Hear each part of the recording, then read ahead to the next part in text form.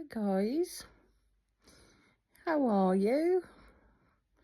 I'm sorry I haven't been on for a while. I'm not crying. Well, I am, but tired tears, as you can see. Oh, I've got bags under my eyes. So, I've not been on for a while because going through the emotions, to be honest. I'm feeling angry. I'm feeling like my depression is just taken over, to be honest. Whoop, dropped you. Yeah,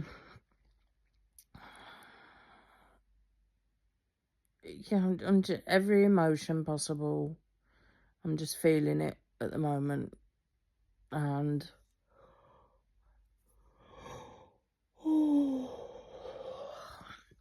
I know I said I'd do the ups and the downs, but I needed time to evaluate what was going on.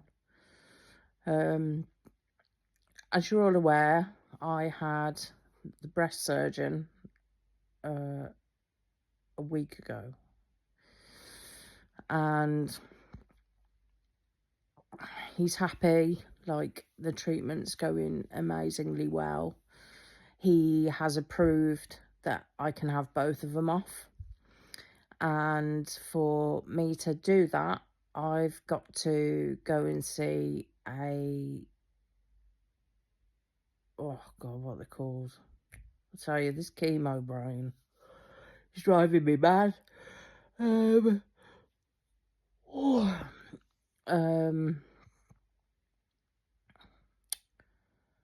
oh God, what they're called? Psychiatrists. It's ridiculous to tell you. I forget the most easiest things ever. So I've got to go and see a psychiatrist because basically I don't have to have both of them off because the cancer was only in the left and treatments go in, plus my genetic testing came back negative. If it had come back positive, without a shadow of a doubt, I would have had to have had both of them off. Whereas because it's come back negative and it is only in my left, oh, every time I speak to you, I'm yawning. So because it's come back negative, I actually don't have to have both of them off. But psychologically, in my head, this is one of the hardest and exhausting and loneliest and hardest things I've ever had to contend with. And anybody that knows me knows I've had my fair share. Like, I'm sorry, but my 37 years haven't exactly been easy. So this was the icing on the cake. And because of my back, and I'm classed as paralysed at the moment. Well, I am classed as paralysed. There's nothing they can do. It's all about pain management. I have got an MRI this Sunday, I think. Not today, next Sunday. But there's nothing they can do. So being stuck at home, obviously I've gained weight, which I've always had an issue with the way I look. I've always been self-conscious, and more so now. I can't even tell you the last time I looked in a mirror. So my depression, anxiety has gone through the roof. The simplest thing of walking my dog, I can't even do on my own because, credit to her, she doesn't pull. And she's very good for me on the lead, especially as I double lead her, to make sure that she doesn't pull. But even that I can't do on my own. I used to take tests twice a day, and an hour to 4 hours each time. Like, we used to love going out, and I miss doing that with her. So a lot of my life has changed, and there are people who are worse off. I know that. Like, I know there is, and I feel guilty for complaining when actually I've become good friends with someone who has got it worse. And like that kind of brings me back to reality. But in the same sense, as she said to me, I am entitled to how I feel. And it's not easy. It's really not easy. I am going through the emotions right now. I do think I need to speak to somebody, but at the end of the day, it, I've never ever done counselling. Everybody knows I need it. I know I need counselling, but at the end, I don't see the point because I don't want to relive what I'm going to have to talk about, because in my head, that's what's fucked me up, really. So why do I want to relive it? And they can't take it away. What, you're just going to give me coping mechanisms? Well, I've been coping for 37 years. So, with everything I've been through. So, I don't know. I can't explain it. But at the moment, my head is just so fucked up. It's ridiculous. So, anyway, I've gone on to something else. Breast surgeon. So, because my genetic testing came back negative, I don't have to have both of them off. But psychologically, why would I take any risk of going through this again? Why would I do it? So in my head, if you get rid of everything, because I will also push for a hysterectomy once everything's done, and obviously I'm healed and all of that, because I'll tell you what the breast surgeon said. So the plan of action is, so I've got to go and see a psychiatrist. Even though my breast surgeon has given me the all clear and he's happy for me to have both of them done, I need to explain to the psychiatrist why I want both of them done when actually I don't need both of them doing. So I've got to do that first. And guess what? Just to really piss me off some more, because, this whole thing has financially pushed me to the edge. Why would they then go and tell me it's at Birmingham? So for someone who is not very mobile these days, you're going to send me all the way over there. But on the positive note, it is a private hospital. So I will have the best care, hopefully my own room, because I need to take my fan, because I get the hot sweats every day. Ridiculous. So the surgery itself, he won't be doing. I'm a breast surgeon, because he only deals with implants. So, and because as a joke from the beginning, we were on about where do you get the fat from? And I happily said, oh, you can take it from my belly. Well, as it turns out, that's where they take it from. So it will never feel natural again. So that's another thing I don't feel woman anymore.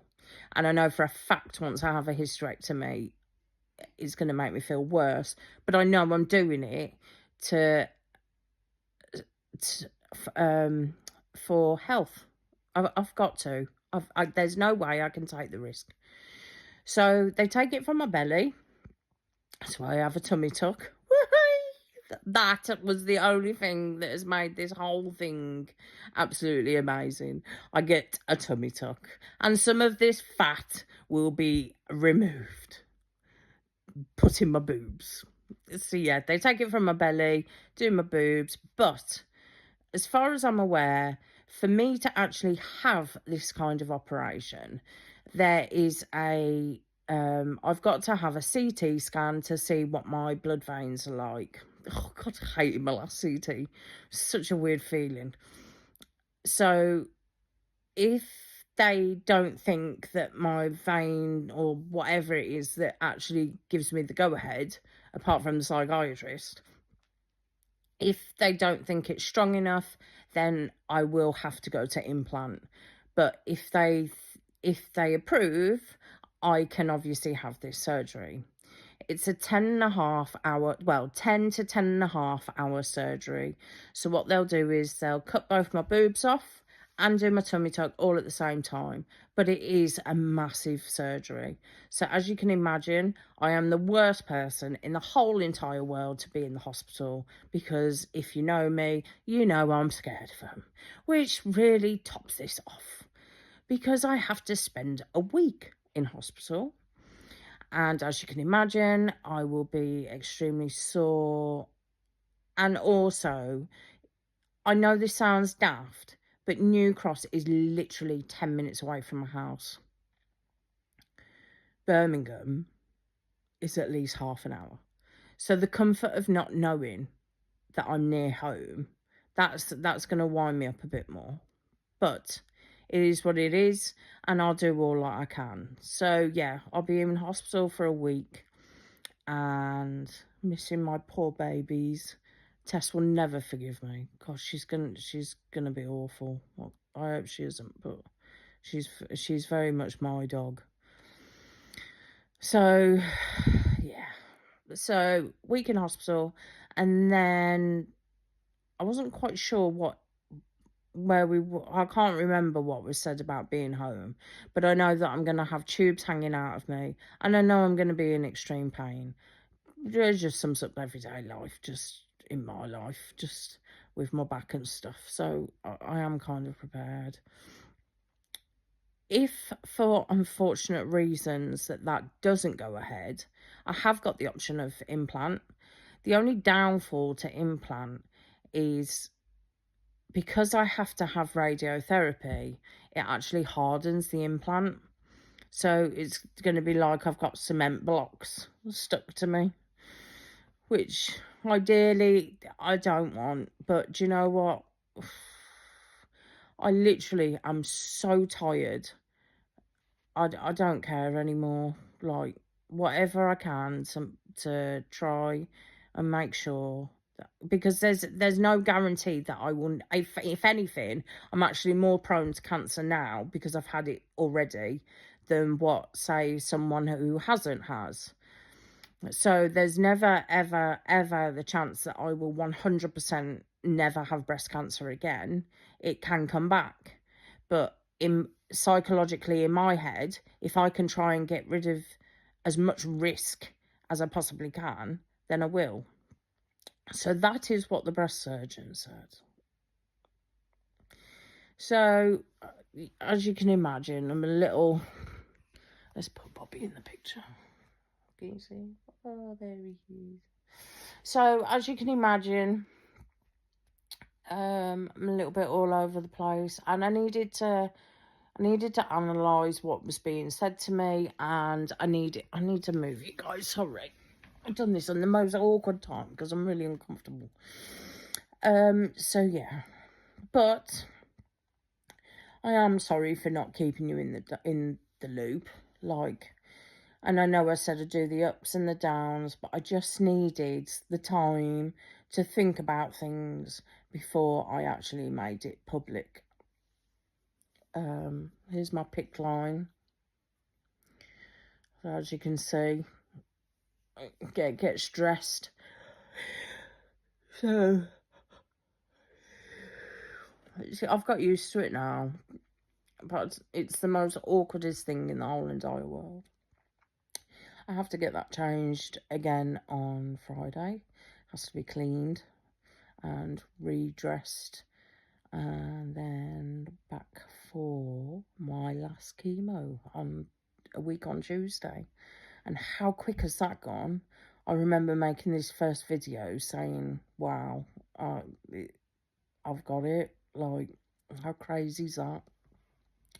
So yeah, coming up to my last chemo. I am excited. Like, it has really took its toll on me, like, really bad. I've not actually been completely honest with how much it has took its toll. But as time goes on and I get stronger, obviously I will go in depth with everything. But at the moment, I just want to document that not everybody is guaranteed not to get cancer in their life. By God, if you told me,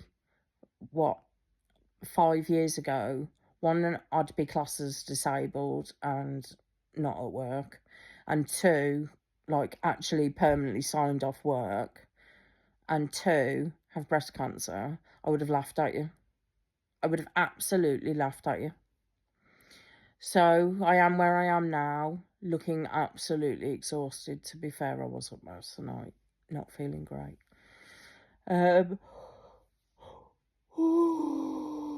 But I've been asleep most of the day. So yeah, that's it really. So I hope you're all okay. Please, please, please, please share this and make more awareness. It is obviously coming up to Breast Cancer Awareness Month. August, coming up to September. It's a month away. End of September though, 27th of September is coffee morning for Macmillan. If you can do that, guys, please do it. Please do it. And if you don't know where to donate the money or whatever, I have got a link in my bio for my breast cancer research, cancer research donations, because obviously I've got a page going to make as much money as possible for them, because they are keeping me alive. They have kept me alive. I am kind of out the loop, but obviously going under the knife is, regardless whether I'm under the knife for an hour or I'm under the knife for 10, it's a risky business. So I do have all faith in the NHS. They have done an amazing job with me so far. They're so nice. I couldn't have asked for a nicer team, to be honest. They are amazing. And I've met some lovely people. We're all going through the emotions together at the moment, as it turns out. So please, guys, please, please, please make awareness. I want to say thank you for all your support. I do appreciate it. I know I'm not on here very often, but I do appreciate everything, all the kind words, all the support, all the shares, all the likes. Thank you, thank you, thank you. So that's me done. We are 18 minutes now. Thank you for staying till the end. Love you, and have a lovely rest of the bank holiday. Hope you've all got something nice planned, or you've all been away this weekend. God, I can't wait for a holiday. I cannot wait. I think the last time I went on holiday was with my ex, and we've been split, it must be about 3-4 years ago now. And the last time I went on a broad holiday was when I went to say goodbye to my Auntie Jo, and she's been gone, 8 years? So, long time. And I think I deserve one. I might start a GoFundMe so that I can go somewhere nice, because sure as shit, my finances are down the pan right now. Thank you, guys. Bobby's getting comfortable. Bless him. Oh, he's so cute. Tess fast asleep on the... Oh, no, she heard her name. Thank you. Take care, guys. Enjoy the rest of your bank holiday. Sending all my love. Bye.